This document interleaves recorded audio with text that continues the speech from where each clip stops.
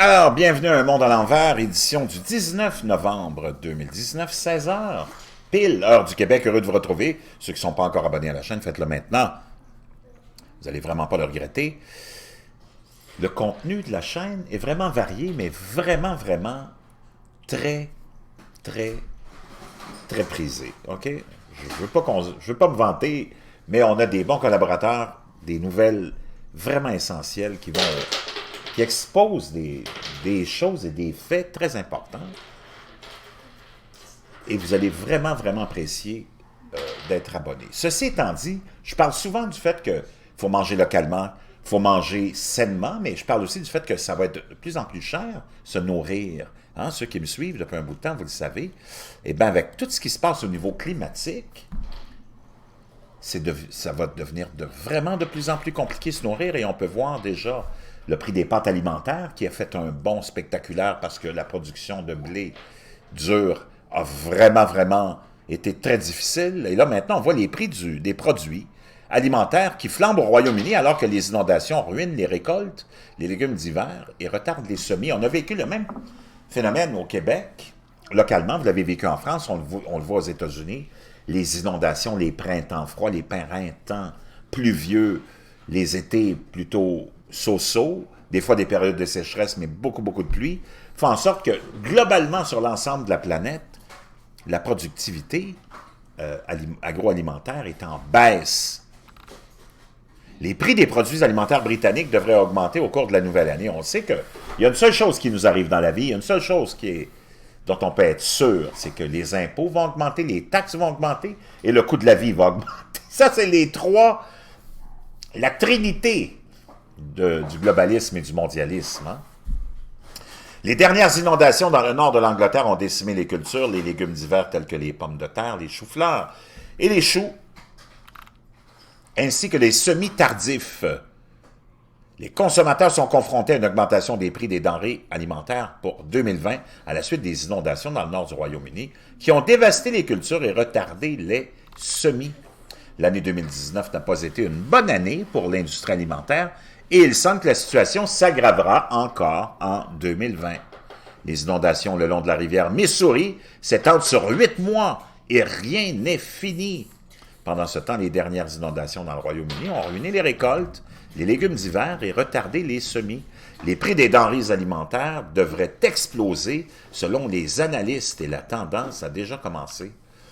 Les données officielles publiées vendredi ont révélé une grande part d'incertitude quant au sort d'un dixième des récoltes de pommes de terre du pays, les agriculteurs tenant compte du coût du déluge qui a submergé des régions du sud du Yorkshire, du Lincolnshire et des Midlands.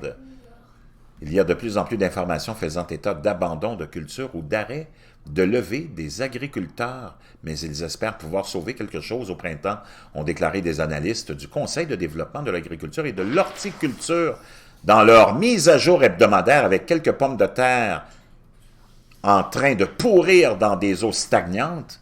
Le rapport ajoute « Il reste beaucoup d'incertitudes quant au sort de la zone de culture à lever. On estime que 2 à 3 % de la superficie devront être complètement amortis. Le Lincolnshire est également à l'origine de 60 % de la récolte de brassicacées du pays, qui se compose de choux-fleurs et de choux en cette période de l'année. La British Growers Association a déclaré que le sol détrempé rendait difficile la sortie des produits, les choux-fleurs étant les plus touchés, répétant ainsi la situation observée cet été. Jack Ward, le directeur général de BGA, a déclaré « Les conditions du sol sont sérieusement mouillées. Il est donc extrêmement difficile de se déplacer, le taux de récolte réel étant beaucoup plus lent. Il y a moins de produits disponibles et des preuves suggèrent que les choux-fleurs sont en rupture de stock. Le chou-fleur est sensible, il y a un problème de coloration. La spécification est d'un blanc éclatant, ce qui est difficile lorsque vous êtes dans la boue jusqu'au genou. » Il y a des images, je vous laisserai le lien dans la boîte de description. Le prix des denrées alimentaires au Royaume-Uni augmente. La récolte des pommes de terre de l'année dernière a été la plus faible des 6 dernières années. Les producteurs ayant récolté 1,1 million de tonnes de moins que l'année précédente, les augmentations de prix résultant des inondations ne sont pas connues avant la fin du mois, mais les analystes de Mintech analystes du prix de l'alimentation ont déclaré que le prix des pommes de terre au Royaume-Uni était de 8% plus élevé au cours de la première semaine de novembre, le mois dernier. La mauvaise récolte de 2018 a déjà fait pression sur les prix les plus bas cette année, avec des marques appartenant à KP, telles que Hula Hoops, McCoy's, Tyrrells, enregistrant des augmentations allant de 9 à 22%, selon le magazine Grocer.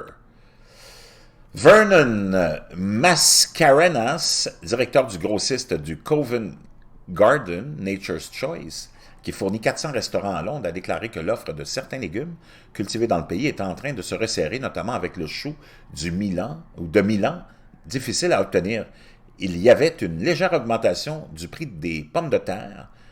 Mascarenas dit « Les stocks ont été vendus à travers le pays, mais les prix prévus pourraient doubler. Dans la nouvelle année, la grande conversation n'est pas au sujet de la période précédant Noël, mais ce qui se passe entre janvier et février. C'est à ce moment-là que nous commencerons à constater une pénurie de produits. Le prix des frites dans votre Chippy deviendra très cher. On peut voir ici des images aux États-Unis de ces inondations. C'est vraiment hallucinant. Je vous laisserai ça dans la boîte de description. Ça, c'est le Missouri qui a été inondé, je pense, au printemps, puis qui l'est encore. Les gens sont encore dans l'eau. C'est complètement hallucinant. L'UNF a déclaré qu'une série de terres agricoles allant du sud-ouest à travers le Midland et le Yorkshire avaient été touchées par 2 mois de fortes pluies. Son vice-président Guy Smith a déclaré que les conditions avaient empêché certains agriculteurs de planter les cultures de l'année prochaine. Ils n'ont pas été en mesure d'accéder à la terre, une fenêtre cruciale pour les agriculteurs arables, a-t-il déclaré. Il n'y a pas de statistiques claires, mais sur la vigne, on estime que seulement 30% des semailles ont eu lieu. S'il ne pleut plus, les agriculteurs pourraient rattraper le temps perdu, a-t-il déclaré, bien qu'il soit peu probable que les agriculteurs sous l'eau cultivent de ce côté-ci du mois d'avril. C'est certainement mauvais au début et cela compromettra les rendements, car d'une manière générale, plus le forage est tardif, plus le rendement est faible, a déclaré Smith. L'ironie, c'est qu'en août dernier, nous allions au DEFRA, au ministère de l'Environnement, de l'Alimentation et des Affaires rurales, pour discuter d'une sécheresse qui sévit une fois par génération.